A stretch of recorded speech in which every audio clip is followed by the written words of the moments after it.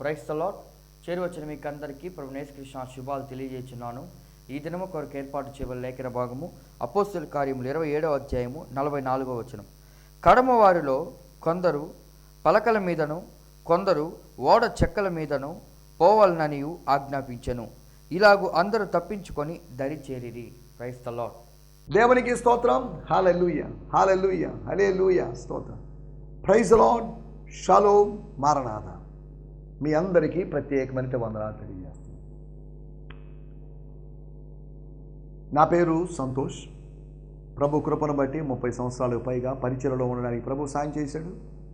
Gideon fellowship international అనేటువంటి సహవాసం యొక్క చిన్న సహవాసం యొక్క నాయకుడిగాను, అధ్యక్షునిగాను, అంతేకాకుండా గిడియోన్ మిషన్ చర్చ్ GMC అనేటువంటి చిన్న సంఘం యొక్క కాపరిగాను కొనసాగుతూ పరిచయలో ఆయా ప్రాంతాలకు వెళ్తున్నట్టు సహోదరుని నేను ఈ ఉదయకాలము మీతో కొన్ని మాటలు మాట్లాడడానికి, మీలో కొంతమంది ఎక్కడెక్కడ పోగయ్యారు, అందరూ బట్టి నేను ప్రభు నామాన్ని మహిమపరుస్తున్నాను. యూట్యూబ్ ద్వారా చూసేవారందరికీ కూడా ప్రత్యేకమైన వందనాలు. యూట్యూబ్ ద్వారా చూసేవాళ్ళు ఊరికే చూసి వదిలిపెట్టకుండా, కాస్త 2 నిమిషాలు 3 నిమిషాలు చూసి వదిలిపెట్టకుండా, కాస్త ఈ లింక్ క్లిక్ చేసి విని కామెంట్ సెక్షన్లో ఇంచుమించు మెసేజ్ అంతా విన్న తర్వాత కామెంట్ సెక్షన్లో మీరు కామెంట్ పెట్టవచ్చు. ఒక కామెంటో 2, 3, 4, 5, 10 మీరు ఇలా కామెంట్స్ పెట్టవచ్చు. ఆ సెక్షన్లోనే మీకు స్పేస్ ఉంటుంది కాబట్టి ప్రేయర్ రిక్వెస్ట్లు పెట్టవచ్చు, మీ యొక్క అభిప్రాయాలు మీరు పెట్టవచ్చు. వాక్యంలో సందేహాలు ఉంటే మీరు అడగవచ్చు. అక్కడే దానికి కొన్ని ఆన్సర్స్ ఇవ్వడానికి, మీ ప్రశ్నలకు సమాధానాలు ఇవ్వడానికి ప్రయత్నం చేస్తాం. ప్రభు చిత్తమైతే ఈ సంవత్సరపు ఆఖరులో అపోస్తల కార్యములు 3 సంవత్సరాలు మనం పూర్తి చేసుకుంటాం కనుక మీకేమైనా సందేహాలు ఉన్నట్లయితే ఆ సందేహాలను రాసి పంపించినట్లయితే వాటిని ఒక 60-70 అన్న కలెక్ట్ చేసుకొని వాటిని గురించి మనం డిస్కస్ చేసుకోవడానికి ఇంచుమించు ఒక 5-6 ఎపిసోడ్లో వాటి గురించి మాట్లాడుకోవడానికి మనం ప్రయత్నం చేస్తాం. దేవుని స్తోత్రం. హల్లెలూయా. నిన్నటి ఎపిసోడ్లో మనం ఆలోచించిన విషయాలు, అన్ని ఆలోచనలు సఫలమవుతాయని మనం చెప్పలేం. కొన్ని ఆలోచనలు ఆగిపోతాయి. అది ఆచరణ స్థాయిలోకి రాకుండా ఆలోచన దగ్గరే ఆగిపోతాయి. ఐడియా ఇస్ గుడ్, కానీ idea is not practicable, it's not applicable అన్నట్టుగా. అనగా ఆలోచన మంచిదే, అదే సమయంలో మ్యాన్ ప్రపోజెస్, గాడ్ డిస్పోజెస్. తాను ఒకటి తలిస్తే దేవుడు ఒకటి తెలుస్తాడు, దేవుడు ఒకటి తెలుస్తాడు. మన ఆలోచనలకు అతీతంగా ఆయన కార్యం చేస్తాడు. He will do the things, he will think beyond our thinkings and beyond our deeds. ఆయన ఆలోచనలైనా, ఆయన యొక్క ఆచరణ అయినా, ఆయన కార్యాలైనా మన ఆలోచనలకి మన కార్యాలకు అతీతమైనవి. యెషయా గ్రంథము 55వ అధ్యాయంలో రాయబడింది, మీ తలంపుల కంటే నా తలంపులు ఎంతో ఉన్నతమైనవి, మీ మార్గముల కంటే నా మార్గములు ఎంతో ఎత్తైనవి. ఎందుకు ఇలా చెప్తున్నాడు? భక్తుల మార్గముల గురించి కాదు, భక్తుల యొక్క తలంపుల గురించి కాదు, భక్తిహీనుల యొక్క తలంపులు, భక్తిహీనుల యొక్క మార్గం గురించి చెప్పాడు. దేవుని స్తోత్రం. హల్లెలూయా. భగవంతుడు భక్తుడు ఏకీభవిస్తున్నారు, వాళ్ళు కలుసుకుంటున్నారు. ప్రభువుతో కలుసుకున్నవాడు ఆయనతో ఏకాత్మై ఉన్నాడు. అప్పటికప్పుడు ఏకాత్మ కాకపోవచ్చు, కొంతకాలానికి ఏకాత్మ, 1 స్పిరిట్ అన్నట్టుగా మింగిల్డ్ అయిపోయినట్టుగా, కలిసిపోయినట్లుగా, మమేకమైపోయినట్లుగా ఉంటారు. ప్రభువుతో కలుసుకున్నవాడు ఆయనతో, ఈయన కలిపి 2 ఆత్మలని కాదు, వారిద్దరూ ఏకాత్మ అన్నట్టుగా. దావీదు యోనాతానులు మంచి బెస్ట్ ఫ్రెండ్స్, వాళ్ళిద్దరూ ప్రాణ స్నేహితుల్లాగా హత్తుకొని పోయినట్లుగా. స్తోత్రం. మనము ప్రభు స్నేహితుల్లాగా ఉండిపోయే అవకాశం ఉంది. ప్రభువుకు స్నేహితులు కావాలి. తన కుమారుడైన యేసుక్రీస్తు సహవాసానికి, స్నేహానికి మనల్ని పిలిచాడు. ఆ పిలిచిన దేవుడు నమ్మదగిన వాడు. నమ్మలేమండి అని ఆయన గురించి చెప్పలేము. He is trustworthy God. He is trustworthy forever. He has called us to make a friendship, to have a friendship, fellowship with His Son Jesus Christ. యేసు అనే తన కుమారుడితో యేసు అనే వ్యక్తికి స్నేహితులు లేరా? దేవదూతలతో స్నేహం చేయలేడా? 24 పెద్దలతో స్నేహం చేయలేడా? 4 జీవులతో ఆయన స్నేహం చేయలేడా? ఎవరితో ఆయన స్నేహం చేయగలడు. కానీ స్తోత్రం, మనతో స్నేహం చేయడానికి ఆయన ఇష్టపడుతుంది. మన మధ్యలో ఉన్నాడు కనుక స్తోత్రం, హల్లెలూయా. మనతో స్నేహం చేయడం. ఆదాముతో చలని పూట సంచరించి సంభాషించిన దేవుడు ఆ తోటలో, అలాగే మనతో మాట్లాడి మనల్ని బలపరిచి మనల్ని తోట నుంచి ఏమాత్రం వెలుపలికి పంపించకుండా తోట అనుభవంలోనే మనల్ని ఉంచాలి అనేది దేవుని యొక్క ఉద్దేశం. స్తోత్రం. సైనికులకి చంపాలనే ఒక ఆలోచన వచ్చింది. వాళ్ళ యొక్క క్రూరత్వాన్ని బట్టి, కఠినత్వాన్ని బట్టి వీళ్ళని చంపాలి. చంపితే కేసు అవుతుంది, ఆ ఖైదీల విషయం తాము లెక్క అప్పగించాలి అనే విషయం ఆలోచించకుండా వీళ్ళు తప్పించుకొని పోవద్దురా బాబు అని కఠినమైన హెచ్చరికలు జారీ చేయకుండా పారిపోతూ ఉన్నట్లుగా ఎవరైనా కనబడితే వాళ్ళని పట్టుకొని కాల్చి చంపడమో లేకపోతే కొట్టి చంపడమో ఏదో ఒకటి చేయాలంటే ఆలోచనలో వాళ్ళు ఉన్నారు. కానీ ఆలోచన నెరవేరలేదు. ఈ ఆలోచన మధ్యలో 276 మందిని చంపడంలో భాగంగా నిర్దోషి అయినటువంటి పౌలు అనేటువంటి ఆయన, శతాధిపతికి ఫేవర్గా ఉన్న ఆయన, శతాధిపతి దయను పొందిన వాడైనట్టు అతను చంపబడతాడేమో. మిగతా 275 మంది చనిపోయినా శతాధిపతి పెద్దగా నో ప్రాబ్లం. అలాగని మిగతా వాళ్ళు చనిపోవాలని కోరుకోలేదు. జూలియస్ లేకపోతే యూలియా అనబడిన శతాధిపతి ఎలా ఉన్నాడు, ఎంత మంచివాడుగా ఉన్నాడో దీన్ని బట్టి మనం అర్థం చేసుకోవచ్చు. ఎందుకంటే మనిషిని చంపడం ఎందుకండి? మనిషిని చంపడం నేరమండి, హత్య నేరమండి, ఆత్మహత్య నేరమండి. అసలు ఒకరిని చంపే అధికారం దేవుడు మనకు ఇవ్వలేదండి. పుట్టించే అధికారం మనకు లేనప్పుడు చంపే అధికారం కూడా మనకు లేదండి. మనం ఎందుకు చంపాలి? మనం పుట్టించామని చంపాలా? మనం పుట్టిస్తే మనం చంపొచ్చు. అలాగనే పుట్టించినా కానీ చంపడానికి వీలేదు. మనం పుట్టించలేము. పుట్టించేది ఆయనే, బతికించేది ఆయనే, చంపగలిగింది ఆయనే. దేహమును మాత్రమే కాకుండా దేహములో నివసించేటువంటి ఆత్మను కూడా చంపగలిగినటువంటి, అదృశ్యమైనటువంటి, గుర్తించబడకుండా ఉన్నటువంటి, అన్రికగ్నైజ్డ్గా ఉన్నటువంటి ఇన్నర్ బీయింగ్ కూడా చంపగలిగినటువంటి దేవుడు, సామర్థ్యం కలిగినటువంటి దేవుడు. నా ఆత్మను చూడలేదు ప్రపంచం, నా ఆత్మను చూడలేదు నా శత్రువులు, కానీ వాళ్ళు దాన్ని చూడలేని, దాన్ని చంపే అవకాశం లేదు. ఎవరో ఒక ఆయన గత దినాల్లో కరోనా టైంలో కరోనా వైరస్, కరోనా ఉరికంబం ఎక్కబోతుందని ఏదో ప్రవచనాలు చెప్పాడు. అలాగని కరోనా ఉరికంబం ఎక్కిందని కాదు. ఉరికంబము అనేటువంటి దృశ్యమైన దాని మీద కరోనా ఎలా వెళ్తుందో మనకు అర్థం కావట్లేదు. కరోనా అన్ని చోట్ల ఉన్నట్టుగా ఆ రోజుల్లో భయపడిపోయి చేతులకి రాసుకొని, ఎవరి దాకినా వెంటనే శానిటైజర్లు రాసుకొని, ఆ డోర్ యొక్క హ్యాండిల్స్ మీద స్ప్రేలు కొట్టుకొని, లేదా మనం పడుకునేటువంటి దగ్గర లేదా అన్ని చోట్ల కరోనా వైరస్ ఎక్కడుందని చెప్పేసి భయపడిపోయి కంటికి కనబడే సూక్ష్మజీవికి మానవులందరూ భయపడిపోయారు. ఆ కంటికి కనబడిన సూక్ష్మజీవి వలన 60 లక్షల మందికి పైగా ప్రజలు. ఎందుకు చెప్తున్నా అంటే ఇవన్నీ మనం అర్థం చేసుకోవాల్సిన విషయం. కొన్ని ఆలోచనలు కొనసాగడం మంచిది కాదు, కొన్ని దుష్ట ఆలోచనలు మంచివి కాదు. రోగి అయినట్టుగా నటించి తామారును మోహించినటువంటి అమ్నోను అనర్థం తెచ్చుకున్నాడు, తను అంతమైపోయాడు. రాజకుమారుడైనటువంటి అతను నానాటికి కృషించిపోతున్నాడు, కుంగిపోతున్నాడు, బలహీనమైపోతున్నాడు, చిక్కిపోతున్నాడు. అతని ఆలోచనలు, అతని శరీర సంబంధమైన ఆలోచనలు అతన్ని చిక్కిపోయేటట్టు చేశాయి. బలవంతుడిగా ఉండాల్సిన రాజకుమారుడు తన మనస్సు పొల్యూట్ అయింది, తన మనస్సు కలుషితమైంది, డిస్టర్బ్ అయింది. తామారు సౌందర్యాన్ని బట్టి తన మనస్సు భగ్నమైంది, తను డిస్టర్బ్ అయ్యాడు. దానివల్ల అతను తెచ్చుకున్న అనర్థాల గురించి 2 సమయాలు కింద 13వ అధ్యాయంలో రాయబడి చూడాల్సిన అవసరం లేదు. ఎందుకు చెప్తున్నానంటే కొనసాగని కొన్ని ఆలోచనలు, శరీర సంబంధం కాయపు ఆలోచనలు కొనసాగడానికి వీల్లేదు. రెండోది, పిలాతు విడిపించాలనేసి మంచి ఉద్దేశం. నిన్ను విడిపించడానికి నాకు శక్తి ఉంది, నాకు అధికారం ఉంది,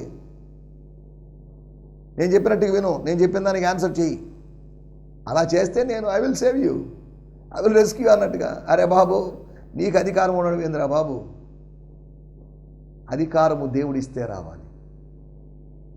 నేను బంధించబడాలన్నా, నేను విడిపించబడాలన్నా, నన్ను నేను బంధించబడడానికి నేను అప్పగించుకున్నాను, నన్ను నేను విడిపించుకోబడడానికి నేను అప్పగించుకున్నాను. కాబట్టి నన్ను బంధించేవాళ్ళు లేరు, నన్ను విడిపించేవాళ్ళు ఎవరు లేరు, నన్ను పట్టుకోవడానికి ఎవరికి సాహసం లేదు. నజరేయుడైన యేసు నేనే, నన్ను పట్టుకోండి అని చెప్పినప్పుడు వచ్చిన వాళ్ళు పడిపోయారు, కింద పడిపోయారు. నేను అలాంటి వ్యక్తినండి. ఇంచుమించు ఆయనకి నాకు పోలికలు ఉన్నాయండి, ఆయన మా బ్రదర్ అండి, ఆయన అబద్ధం చెప్పలేదు, పేతురులాగా బొంకలేదు. ప్రభు సత్యాన్ని చెప్పాడు. సత్యము ఎదుట అసత్యము నిలబడలేదు, సత్యం ఎదుట అసత్యం బోర్లా పడుతుంది. దావీదు ఎదుట గొల్లియాతు బోర్ల పడ్డట్టుగా సత్యము ఎదుట, వాక్య సత్యం ఎదుట, స్వర్గ సత్యం ఎదుట లోకపు దీర్ఘదేహులుగా కనిపించేటువంటి సిద్ధాంతాలు, సూత్రాలు, పాక్షిక సత్యాలన్నీ అంతమైపోవాల్సిందే. దేవుని స్తోత్రం, హల్లెలూయా. మూడోది మనం ఆలోచించినట్టు విషయం, గారడి సీమోని యొక్క ఆలోచన చూడండి. ఎంత క్రిమినల్ మైండ్ అతనిది ఆలోచించండి. డబ్బు పెట్టి దేవుని వరాన్ని సంపాదించుకోగలవా? ఏం మాట్లాడుతున్నావు నువ్వు? దేవుని వరం కావాలంటే ప్రార్థించాలి, ఉపవసించాలి. ఉపవసించి ప్రభు సన్నిధిలో గోత్ర ప్రభు నాకు అలా గిఫ్ట్ ఇవ్వా. గిఫ్ట్ ఆయన సంతోషాన్ని బట్టి ఇస్తాడు. ఈ మధ్య కాలంలో ఒక కార్యక్రమం చేసినప్పుడు కొంతమంది పిల్లలకి గిఫ్ట్లు ఇచ్చాం, కొంతమందికి మళ్ళీ గిఫ్ట్లు ఇస్తామని వాగ్దానం చేశాం. ఈ మధ్య కాలంలో నేను బయట కనిపించినప్పుడు పిల్లలు uncle gift uncle gift uncle అని అడుగుతున్నారు. ఏం గిఫ్ట్ ఇస్తారు మీరు? ఏం గిఫ్ట్ ఇస్తారో నాకు తెలియదు బాబు. గిఫ్టర్ యొక్క, ఆ డోనర్ యొక్క సంతోషాన్ని బట్టి ఇచ్చేదే కానీ నాకు ఫలాందే గిఫ్ట్ ఇవ్వా అని మనం అడగాల్సిన అవసరం లేదు. కృపావరాల్లో ఏది మనకు దేవుడిస్తాడో మనకు తెలియదు. అది ఆయన కృప చొప్పున మనకు అనుభవించదు. మనకి ఏదో ఒకటి ఇస్తాడు, ఇచ్చే దేవుడే. ప్రతి వారిలో ఏదో ఒక వరం ఉంది, ఏదో గిఫ్ట్ ఉంది, దాన్ని మనం మర్చిపోయాం. మనం త్వరకే నాకేం గిఫ్ట్ లేదనుకుంటున్నారు. You have some gift. Yesu అనే వ్యక్తిని నువ్వు గిఫ్ట్గా పొంది ఉన్నావు. రక్షణను వరాన్ని నువ్వు కలిగి ఉన్నావు. You got a gift of salvation. ఏ గిఫ్ట్ లేదంటావేంటి? కొంతమంది డబ్బాలు కొట్టుకునేవాడు, మాకు 9 వారాలు ఉన్నాయి, మాకు అన్నీ 9 వారాలు ఉండే అవకాశం లేదని నేను అంటలేదు. యేసులో ఈ వరాలన్నీ పనిచేసాయి, యేసులో ఈ ఫలాలన్నీ కనిపించాయి. వరాలు కనిపించే వాళ్ళు ఈ రోజుల్లో ఫలాలు కనిపించడం లేదు. నీకు 9 వరాలు ఎందుకండి? అవసరాన్ని బట్టి, ఆయా సందర్భంలో అవసరతను బట్టి ఒక్కొక్క వరం పనిచేస్తుంది. అన్నీ ఒకేసారి పనిచేయాల్సిన అవసరం లేదుగా. మనకున్నటువంటి 2-3 అకౌంట్లో ఉన్న డబ్బులు అవసరాన్ని బట్టి ఒక్కొక్క అకౌంట్లో దీంట్లో అయిపోగా దాంట్లో తీసుకుంటాం, దాంట్లో అలా తీసుకుంటాం అంతవరకు. కానీ అన్నీ ఒకేసారి తీసి పెట్టుకోం కదా. మనం ఇక్కడ ఆలోచిస్తున్న మూడో విషయం, గారడి సీమోనులాగా డబ్బున్న వాళ్ళు, శ్రీమంతులైన వాళ్ళు, ధనవంతులైన వాళ్ళు ఈ రోజులు అలా ఆలోచిస్తున్నారేమో. డబ్బు ద్వారా ఏదైనా సాధించడం, డబ్బు ద్వారా ఏది సాధించలేదు. భౌతికమైన కొనుక్కోవచ్చు, తినొచ్చు, తాగొచ్చు, అంతవరకు డబ్బు ద్వారా. మిగతా డబ్బు ద్వారా ఎటువంటి ప్రయోజనం లేదు. నాలుగో విషయం మనం ఆలోచించాం, ఫలించినటువంటి సేవకుల యొక్క ఆలోచనలు. ఆసియా ఖండములో కాదు, ఆసియాలో సువార్త ప్రకటించకూడదు, బితూనియాలో సువార్త ప్రకటించాలనుకున్నారు. ఎందుకో మరి వాళ్ళ ఆలోచన మరి. పరలోకమందు దేవుని చిత్తం ఎలా నెరవేరబడుతుందో, తండ్రి అయిన దేవుని చిత్తము, కుమారుడైన దేవుని చిత్తము, పరిశుద్ధాత్మ యొక్క చిత్తము ఎలాగో నెరవేర్చబడుతుందో భూలోకంలో కూడా అలా నెరవేర్చబడాలి. The will of God should be fulfilled on the earth, in the lives of the believers, in the lives of the pastors or missionaries, as it was being fulfilled in heaven. దేవదూతల జీవితంలో, 24 పెద్దల జీవితంలో, 4 జీవుల జీవితంలో, లేకపోతే అక్కడ పరలోకంలో 100% దేవుని చిత్తం నెరవేరుతుంది. ఇన్ ద సేమ్ మేనర్ భూలోకము పరలోకంగా మారాలి, భూలోకము భక్తులతో నిండాలి, భూలోకము పరలోకపు అనుభవాన్ని కలిగి ఉన్నటువంటి వారితో నిండాలి. నరకానుభవంతో ఉంది భూలోకం. ఇప్పుడు భూలోకము భూమి బలాత్కారముతో నిండి ఉన్నది, ప్రేమతో నిండి ఉండలేదు. పగతో నిండి ఉంది, ప్రతీకారంతో నిండి ఉంది, ప్రేమతో నిండి ఉండలేదు భూమి. మనం అర్థం చేసుకోవాల్సిన విషయానికి వచ్చేద్దాం. తర్వాత నాలుగవదిగా మనం ఆలోచించిన విషయం, ఒకటి సఫలం కానటువంటి సైనికుల ఆలోచన, రెండోది సఫలం కానటువంటి పిలాతు యొక్క ఆలోచన. అది మంచిదైనా చెడ్డదైనా, కొన్నిసార్లు చెడ్డవి మాత్రమే కొనసాగు, సఫలం కావు అనుకుంటాం, కొన్నిసార్లు మంచివి కూడా సఫలం కావు. మూడవదిగా మనం ఆలోచించిన విషయము గారడి సీమోని యొక్క ఆలోచన. ఉచితంగా ఇవ్వబడేదానికి డబ్బెందుకు? దేవుని స్తోత్రం. అప్పికొన్న వాళ్ళారా నీళ్ళ దగ్గర రండి, ఉచితంగా రూకలు లేని వాళ్ళారా రండి, come and take and receive these things, receive these blessings, come on, inherit these things. ఇవి మీకే, ఇవి మీరు స్వతంత్రించుకోవాలి, దీనికి మీరు వారసులు కావాలని దేవుడు పిలుస్తున్నాడు. దానికి వెలకట్టి దీనికంతా దానికంతా మనిషి దేవాలయాల్లో మతాల్లో అక్కడక్కడ పలాని సేవకు పలాని పనికి పలాని దానికి ఇంత ఖర్చు అవుతుంది, ఇంత కానుక ఇవ్వాలి అని కండిషన్లు పెడుతున్నప్పుడు దేవుని దగ్గర పలాని వరానికి మీరు అంతిస్తే ఇంత ఇస్తాను, పలాని వరం ఇస్తాను, అంతిస్తే మీకు ఇంకో వరం ఇస్తాను. No, this is not business. ఆత్మీయత అనేది వ్యాపారం కాదు, ఆత్మీయత అనేది ప్రేమ వ్యవహారం. ఇది ఆత్మ సంబంధమైన వ్యవహారం అంతవరకే కానీ ఇట్స్ నాట్ ఏ బిజినెస్. ఇది బిజినెస్ అనుకుంటున్నారేమో. క్రైస్తవత్వాన్ని వ్యాపారంగా చేర్చారు, ప్రతిదాన్ని అమ్ముకుంటున్నారు చాలామంది. ఉచితంగా పొందితే ఉచితంగా ఇవ్వండి, మా మెయింటెనెన్స్కి ఎలాగండి, మాకు ఎలాగండి అని అడగదు. దేవుడు ఇస్తాడు, ఒక చోట పోయినా ఇంకో చోట దేవుడు ఇస్తాడు. దేవుడు ఇచ్చే దేవుడు అయి ఉన్నాడు అనే సంగతిని మీకు గుర్తు చేస్తున్నాను. దేవుని స్తోత్రం, హల్లెలూయా. కాబట్టి కొనసాగని ఆలోచనలు బట్టి దేవునికి స్తోత్రం. కొనసాగేటువంటి అనగా ప్రతి ఆలోచన క్రీస్తుకు లోబడినట్లుగా చెరపడితే అది కొనసాగుతుందో కొనసాగదో అనేది మనకు అర్థమవుతుంది. దేవుని స్తోత్రం. వీటి గురించి నిన్నటి ఎపిసోడ్లో మాట్లాడుకున్నాం. రండి, ఈ దినము కొరకై ఏర్పాటు చేయబడినటువంటి లేఖన భాగము స్తోత్రం అపోస్తల కార్యములు 27వ అధ్యాయము 44వ వచనం. Book of Acts 27th chapter verse 44 అనగా 27వ అధ్యాయపు చివరి వాక్యాన్ని మనం ధ్యానించుకుందాం. కొందరు పలకల మీదను కొందరు ఓడ చెక్కుల మీదను పోవాలని ఆజ్ఞాపించాను. ఇలాగూ అందరూ తప్పించుకొని దరి చేరి. కడమ వారిలో కొందరు పలకల మీదను. ఏం పలకలు? పిల్లలు బలపంతో రాసుకునే పలకల మీదని కాదు. పలకలు అనగానే వేరే పలకలు, శిలా పలకాలని ఉన్నాయి కదా, ఈ పలకలు కాదు. పలకలు లాంటివి అంతవరకే.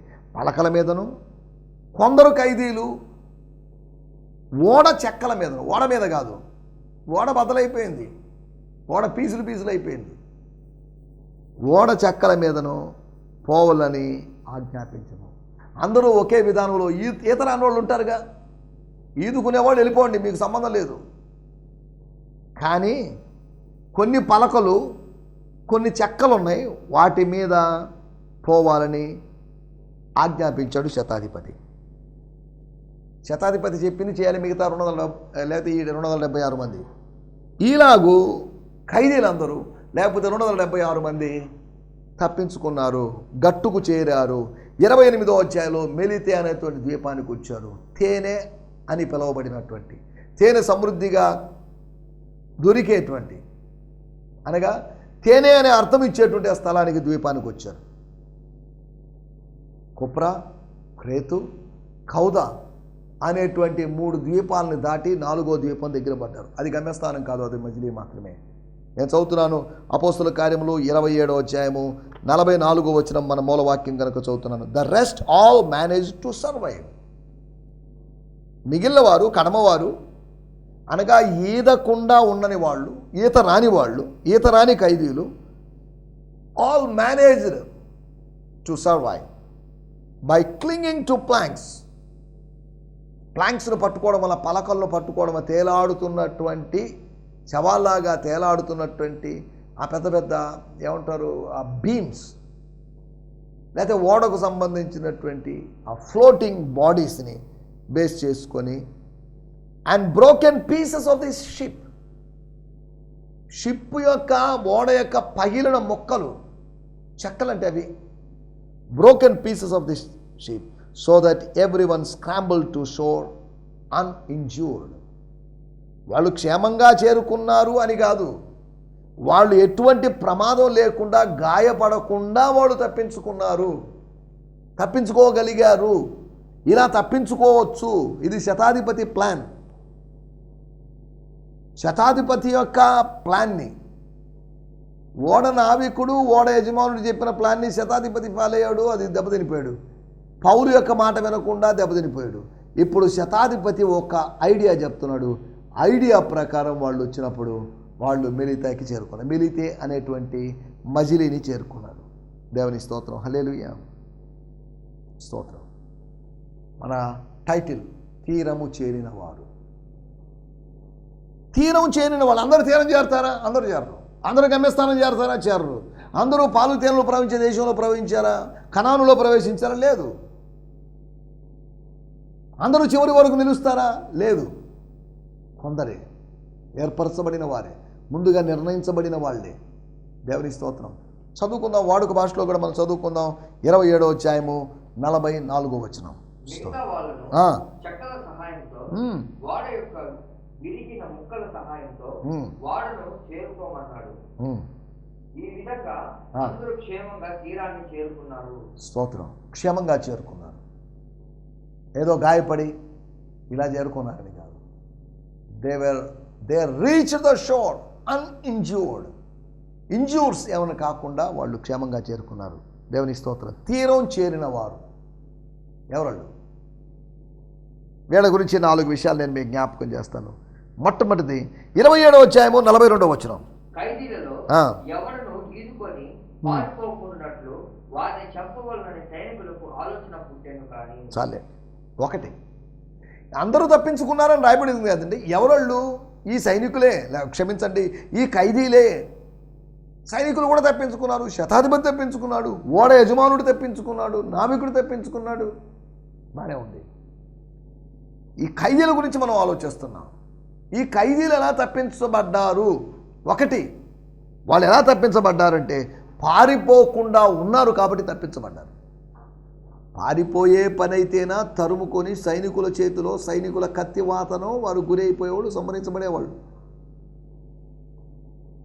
అపోస్తుల కార్యములు 16వ అధ్యాయంలో ఫిలిప్పియన్ జైల్లో ఉన్నటువంటి వాళ్ళు ఒక భూకంపం జరిగిన తర్వాత అసలు ఏం జరిగింది అర్థం కాని పరిస్థితుల్లో దీపాలన్నీ ఆరిపోయినప్పుడు దీపాన్ని వెలిగించి తీసుకొని వచ్చినప్పుడు జైలర్, ఇక లాభం లేదు, నా ఉద్యోగం పోయింది, ఖైదీలందరూ వెళ్ళిపోయారు, ఇంతమంది ఖైదీలకి ద్వారాలు తెరవబడినప్పటికీ పోకుండా ఎలా ఉంటారని ఊహించేసి తనను తాను చంపుకోబోతున్నప్పుడు, సార్ ఏమైంది మీకు, మిమ్మల్ని మీరు చంపుకోవడం ఏంటి అని అనడాన్ని బట్టి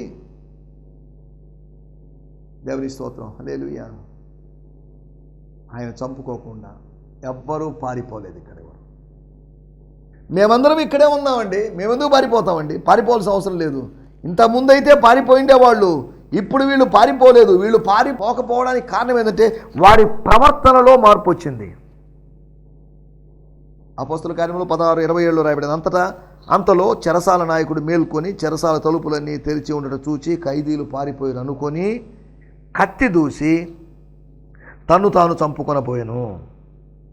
28వ వచనం. అప్పుడు పౌలు, నీవు సార్ మీరు ఏ హాని చేసుకోవద్దు, మేమందరము ఎక్కడనే ఉన్నాము. ఒక్క ఖైదీ కూడా మిస్ కాలేదు, ఎవరూ పారిపోలేదు, అందరం ఇక్కడే ఉన్నాం. పారిపోనటువంటి వారు ఆ ప్రత్యేకమైన ప్రదేశాన్ని, వాళ్ళ యొక్క పాలు తేనెలు ప్రవహించే దేశం లాంటి ఆ మిలితేని చేరుకున్నారు, ఆ ద్వీపాన్ని చేరుకున్నారు. ఈ అధ్యాయంలో ప్రస్తావించబడిన 3 ద్వీపాల కన్నా సేఫెస్ట్ ప్లేస్ అయినటువంటి ఒక చిన్న ద్వీపానికి వాళ్ళు చేరుకున్నారు. దేవుని స్తోత్రం, హల్లెలూయా. సరే, తర్వాత మనం కొద్దిగా ఆలోచిస్తే వీళ్ళ గురించి ఎవరు వీళ్ళు? ఈ అందరూ అంటున్నప్పుడు ఈ అందరిని ఉద్దేశించి మనం అర్థం పారిపోని వాళ్ళు అందరూ అంటే. రెండోది, వారు చంపబడని వారు. ఇలా ఖైదీలకి కొన్నిసార్లు జైలర్లకి సైనికులకి గొడవలు జరుగుతుంటాయి, కక్షలు. దీన్ని బట్టి వాళ్ళ మీద వీళ్ళ మీద అలాగా ఏదో, లేకపోతే పై అధికారులు వచ్చినప్పుడు మాకు ఎలా చేస్తున్నారని ఇలా కంప్లైంట్ చేసేవాళ్ళు కూడా లేకపోలేదు. మరి అక్కడక్కడ సినిమాల్లో వాటిలో మనకు కనిపిస్తాయి. రెండోది, చంపబడని వారు. సైనికులు యొక్క ఆలోచన మారింది, శతాధిపతి వాళ్ళ ఆలోచనను కొనసాగి ఉన్నది. మీరు ఇట్స్ రాంగ్ ఐడియా అండి. కైసరు దగ్గరికి వీళ్ళందరినీ మనం తీసుకోపోవాలి. మనం చచ్చిపోయినా సమస్య, వీళ్ళు చచ్చిపోయినా సమస్యే. మనం చచ్చిపోయామంటే మనలో ఎవరో ఒకరు, సైనికుల్లో ఎవరో ఒకరు, మీలో ఎవరో ఒకరు చనిపోయారంటే వాళ్ళని బహుశా ఈ ఖైదీలే చంపింటారు. ఏ ఖైదీలు చంపింటారు? మళ్ళీ అదొక ఎంక్వైరీ వస్తుంది. హల్లెలూయా. మనం ఆలోచిస్తున్నట్టు విషయం, చంపబడని వారు. ఇంకా చంపబడిన వారిని చచ్చిపోయారు అనుకుందాం, వాళ్ళ శవాలు సముద్రంలో ఉండిపోతాయి. వాళ్ళని ఏ జీవులు, సముద్రపు జీవులు లేకపోతే మత్స్యాలు వచ్చి తినేసి ఉంటాయి. సముద్రంలో పడకుండా సముద్రపు జంతువుల, సముద్ర మత్స్యాల నోట పడకుండా, సైనికుల చేతిలో పడకుండా దేవుడు వారిని కాపాడాడు. ప్రమాదాలు ఉన్నాయి, ప్రమాదాలు లేవు అనలేదు, చాలా ఉన్నాయి. భయాలు లేవు అనలేదు, భయాలు ఉన్నాయి. నాకు కలిగిన భయములన్నింటిలోంచి యెహోవా నన్ను తప్పించాడు. దేవుని స్తోత్రం, హల్లెలూయా. పారిపోని వారు తప్పించుకున్నవారు. పారిపోయారు అంటే పిరికి వాళ్ళని అర్థం. పిరికి వాళ్ళు కాకుండా పరిస్థితిని ఎదుర్కోవడానికి నిలబడ్డవారు కాపాడబడ్డారు. రెండోది, చంపబడని వారు, సైనికుల చేత చంపబడని వారు. సైనికులు కూడా లేదే, వీళ్ళు పారిపోవడం లేదే అనుకుని నిశ్చేతకు వచ్చినప్పుడు వాళ్ళని వదిలేస్తున్నారు. మూడో విషయం నేను మీకు జ్ఞాపకం చేస్తాను.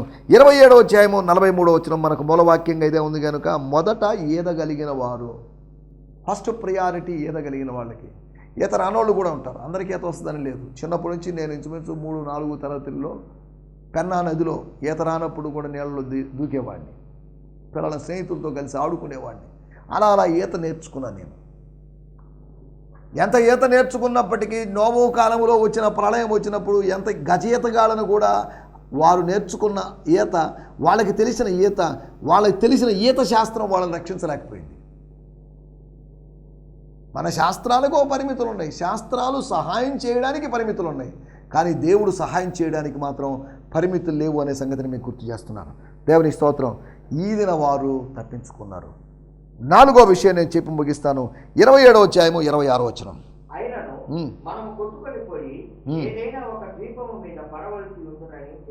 మనందరం కొట్టుకొని పోయి సముద్రంలో మునిగిపోతామని కాదు, ఓడ బద్దలైపోతుందని కాదు, ఏదో ఒక ద్వీపంలో ఉంటాం.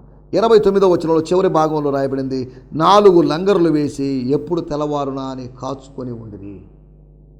కాచుకొని ఉండిరి అనే మాటకి ఇంగ్లీష్లోనూ మూల భాషల్లో they prayed for daylight. ఈ సందేశము మీకు ఆశీర్వాదకరంగా ఉందని నమ్ముచున్నాము. ప్రార్థనా అవసరతల కొరకు మమ్మల్ని సంప్రదించవలసిన మా చిరునామా గిద్యోన్ మిషన్ చర్చ్, 6వ వీధి, శాంతినగర్, నెల్లూరు 4, ఆంధ్రప్రదేశ్. పిన్ 524004. మా ఫోన్ నంబర్లు 7036443613 మరి ఒక నంబర్ 9392293010. మా ఈమెయిల్ ఐడి gfihmi2015@gmail.com. దేవుడు మిమ్మును ఆశీర్వదించునుగాక. ఆమేన్.